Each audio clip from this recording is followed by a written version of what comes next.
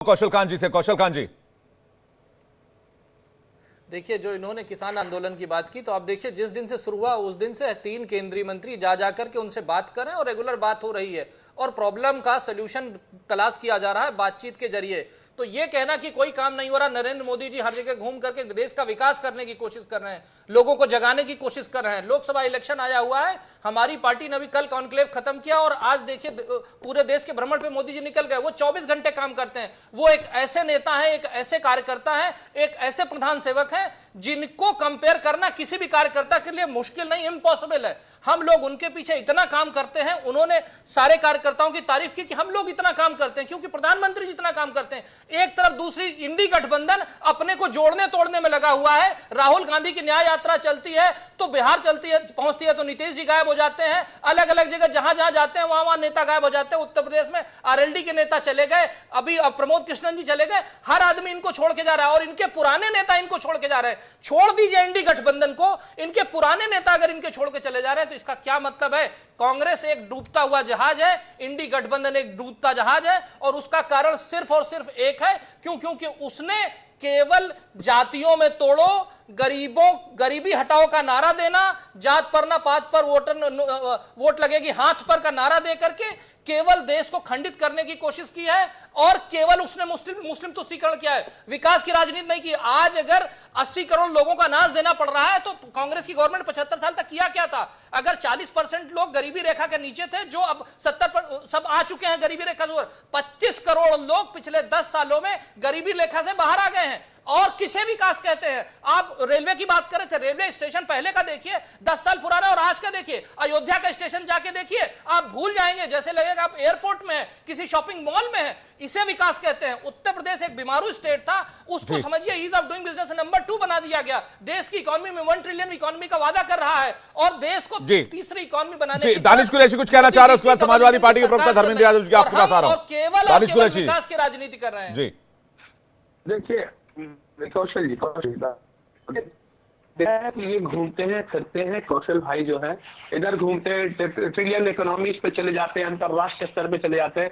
मैंने उनसे सीधा सवाल पूछा कि देश के किसानों की क्या स्थिति है, एमएसपी को लेकर जो विवाद है उसका क्या हाल है। उन्होंने ये कह दिया कि हमने मंत्री लगा दिए। हम ये कह रहे हैं कि सोल्यूशन चाहिए। आप सुनिए, देश का किसान जो है वो सबसे बड़ी धरोहर हमारे देश की, अगर वही परेशान है तो कौन सी ट्रिलियन कौन सी इकोनॉमी की आप बात करते हैं? आप देखिए इस देश के अंदर में किसान इसके पहले भी आंदोलन कर चुका है। इतना जबरदस्त आंदोलन हुआ कि पहले आपने मोर्चा खोला, क्या डंका बज गया, उसके बाद उसको वापस लेना। भाई साहब, दानिश जी वही बात तो आप एक ही सवाल, अरे कौशल खान जी वही बात तो कह रहे हैं कि भाई 3 मंत्री, 3 कैबिनेट मिनिस्टर चंडीगढ़ में जाकर 3 दौर की बातचीत, 4 दौर की बातचीत कर चुके हैं।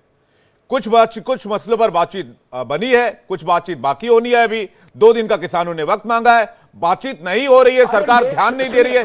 ये एलिगेशन तो निराधार है ना दानिश कुरैशी जी। और आप बार बार किसान आंदोलन की तरफ जा रहे हैं। मैं जवाब दूं जी, लेकिन आपका सिग्नल बड़ा वीक लग रहा है आज दानिश कुरैशी जी। आप थोड़ा अपना सिग्नल मजबूत कीजिए, तब तक मैं धर्मेंद्र यादव जी से यही सवाल ले लेता हूं। धर्मेंद्र यादव जी, देखिए भारतीय जनता पार्टी के जो प्रवक्ता हैं जी, अपनी नाकामी को कितनी चालाकी से छुपाने का प्रयास करते हैं। बोले 75 साल में क्या हुआ, यानी अपना जो 10 साल है उसको भी भूल गए, अटल जी का जो था उसको भी भूल गए। उनमें क्या हुआ उसकी बात नहीं करते, बोले 75 साल में देश पीछे चला गया। इनका मतलब इनके 10 साल में पीछे गए, बातें मानते हैं। मैं ये जानना चाह रहा हूं कि अगर देश बहुत विकास कर रहा है मोदी जी के नेतृत्व में, तो मोदी जी ऐसे प्रधानमंत्री हैं इस देश के जिन्होंने आज तक के जितने प्रधानमंत्री हुए हैं सबने मिलकर जितना कर्जा नहीं लिया, उससे ज्यादा कर्जा, 3 गुना कर्जा मोदी जी ने ले लिया। वो किस लिए लिया? अब मैं तो ये मानता हूं हो सकता है कपड़ा सिलाने के लिए लिया हो।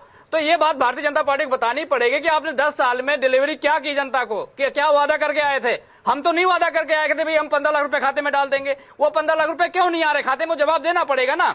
अगर मोदी जी ने खुद बताया है कि इस देश के 4 स्तंभ हैं, गरीबी उसको एक बता रहे हैं, सुन लीजिए पहले, गरीबी अगर बता रहे हैं तो भूखमरी सूचकांक में इस देश को कैसे प्रगति पे ले जा रही है भारतीय जनता पार्टी? अगर भूखमरी सूचकांक में, हंगर इंडेक्स में देश आगे जा रहा है तो किसकी नाकामी है? भारतीय जनता पार्टी की नाकामी है।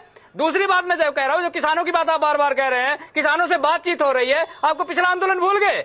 मोदी जी की यही तो मोदी जी के गुण है कि जो पिछली बात होती है उसे लोग भुलवा देते हैं। मैं पूछना चाह रहा हूं कि पिछला जो 13 महीने का आंदोलन था, उस आंदोलन में लगभग 1000 लोगों की मौत हुई थी किसानों की। क्या उनके लिए भारतीय जनता पार्टी के पास कोई संवेदना है? प्रधानमंत्री के पास कोई संवेदना है? प्रधानमंत्री जी उन पर बात कर सकते हैं, उनके परिवार से मिल सकते हैं? नहीं।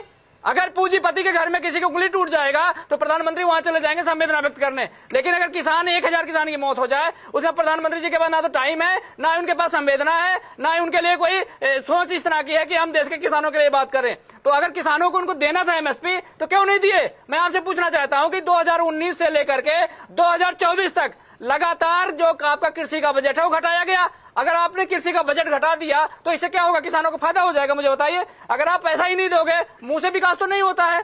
अगर आप शिक्षा की बात करते हैं, युवाओं की बात करते हैं, जो दूसरे आपके मोदी जी के चारों पिलर थे, अगर युवाओं को शिक्षा में बजट काट लेंगे, लगातार बजट घटाया आपने, 2020 में भी घटाया, 21 में भी घटाया, 22 में भी घटाया, तो अगर शिक्षा का बजट कम हो जाएगा तो आप मुझे बताइए कि देश का विकास कैसे होगा? ठीक है, कौशल कांत मिश्रा जी इसका जवाब दे रहे हैं। रोहित भाई आपके पास आ रहा हूं।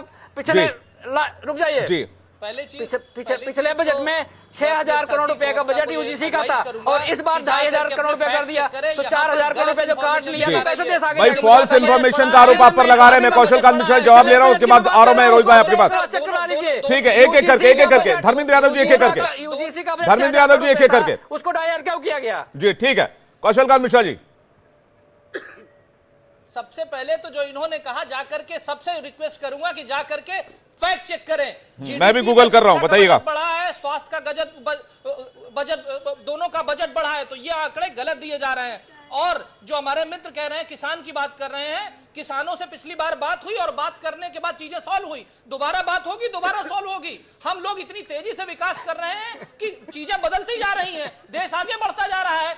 आप लोग केवल तुष्टीकरण की राजनीति के चक्कर में हिंदुओं को बांटो, जातियों में बांटो, माइनॉरिटीज को जोड़ो, इस तरह की राजनीति करने की कोशिश कर रहे हैं। आपके जमाने में एमवाई फैक्टर होता था, आज सबका साथ, सबका विकास, सबका प्रयास और सबके विश्वास के साथ देश 5वीं इकोनॉमी से तीसरी इकोनॉमी की तरफ जा रहा है।